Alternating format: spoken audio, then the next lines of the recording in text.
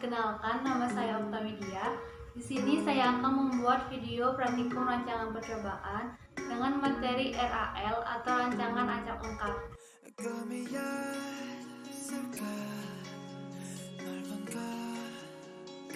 RAL merupakan jenis rancangan percobaan paling sederhana jika dibandingkan dengan rancangan-rancangan lainnya. Rancangan ini digunakan apabila satuan percobaan yang digunakan homogen atau tidak adanya faktor lain yang mempengaruhi respon di luar faktor yang diteliti. Faktor luar yang dapat mempengaruhi percobaan dapat dikontrol, misalnya percobaan yang dilakukan di laboratorium. Pembagian perlakuan dilakukan secara acak terhadap semua satuan percobaan, sehingga setiap satuan percobaan memiliki peluang yang sama untuk menerima perlakuan manapun. Dena pengacakan RAL. Sebelum melakukan penelitian, kita terlebih dahulu membuat dena pengacakan RAL. Contohnya, kita akan melakukan 3 perlakuan, di mana perlakuan tersebut yaitu M, N, dan O dengan ulangan sebanyak 3 kali. Berarti harus tersedia 9 satuan percobaan. Maka percobaan yang akan kita lakukan yaitu M1, M2, N3, N1, N2, N3, O1, O2, dan O3. Diperoleh 3 dikali 3 sama dengan 9 unit percobaan.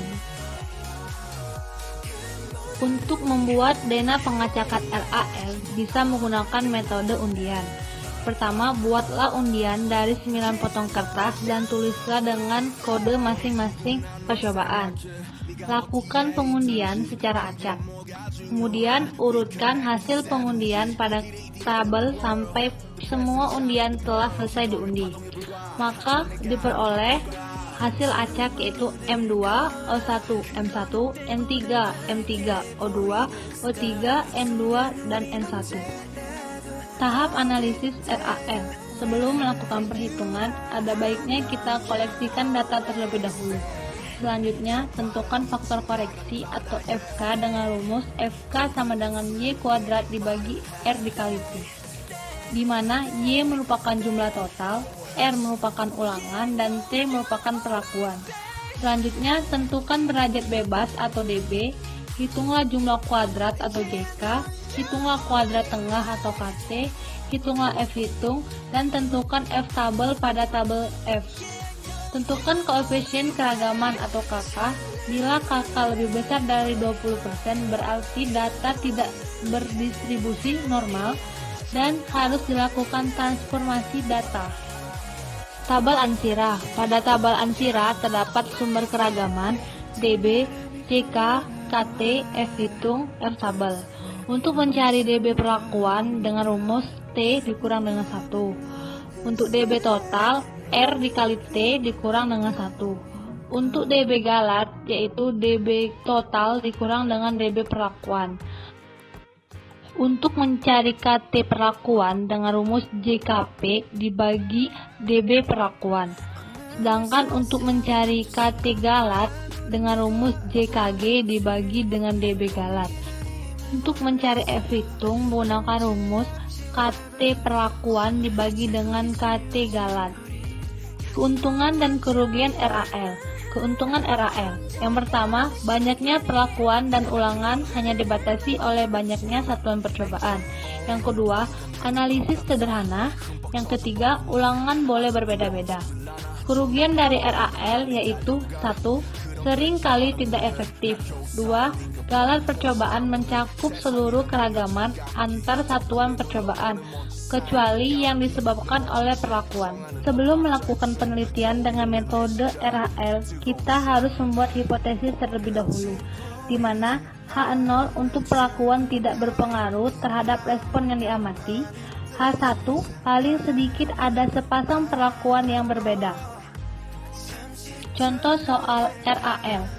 Suatu percobaan akan melihat 3 jenis kemasan terhadap kadar air dari produk bakso ikan. Data kadar air yang diperoleh sebagai berikut.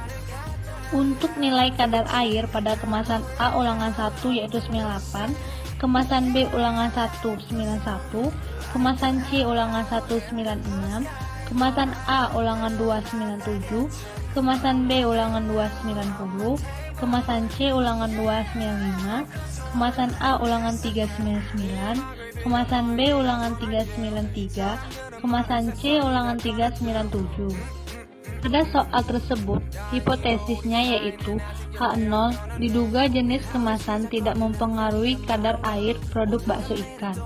H1 diduga jenis kemasan mempengaruhi kadar air produk bakso ikan. Pengacakan dengan perlakuan A1, A2, A3, B1, B2, B3, C1, C2, dan C3. Dena pengacakan yang diperoleh yaitu A2, B3, C1, C3, A3, B1, B2, A1, C2.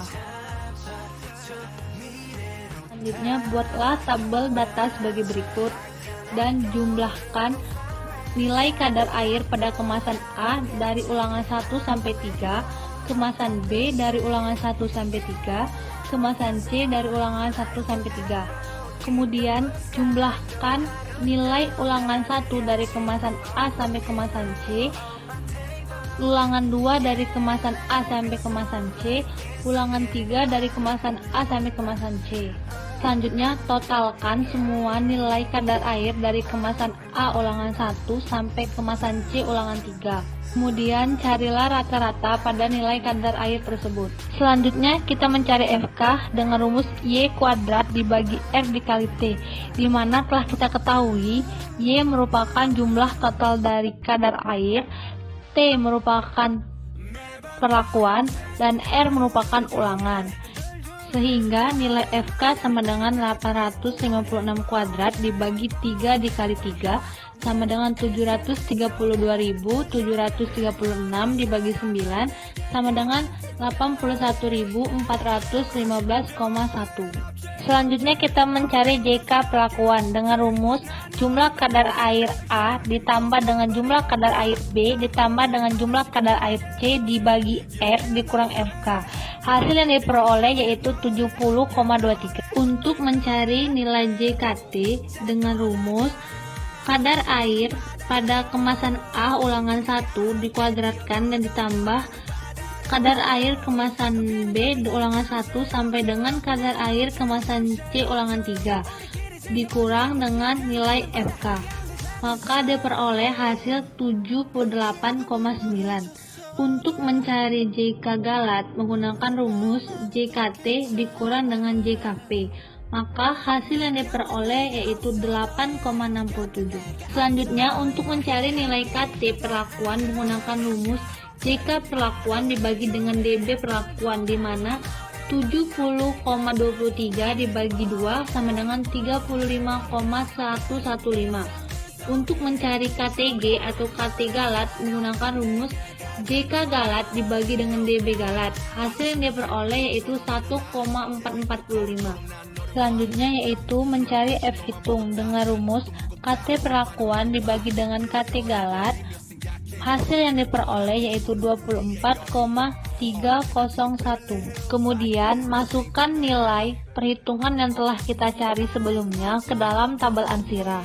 Selanjutnya, carilah F tabel pada tabel F dengan selang kepercayaan 5% dan 1% dengan cara melihat DB perlakuan dan DB galat. Dari soal tersebut, dari data yang kita peroleh, F hitung lebih besar daripada F tabel, maka H0 ditolak dan H1 diterima.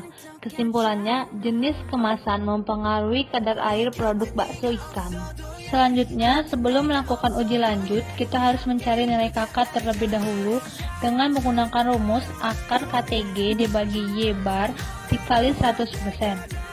Sama dengan akar 1,445 dibagi 95,1 dikali 100%. Maka nilai KK sama dengan 1,26%. Dari contoh soal tersebut, percobaan mempunyai nilai KK sama dengan 1,26%. Oleh karena itu, pengujian lanjut cukup dilakukan dengan uji BNJ.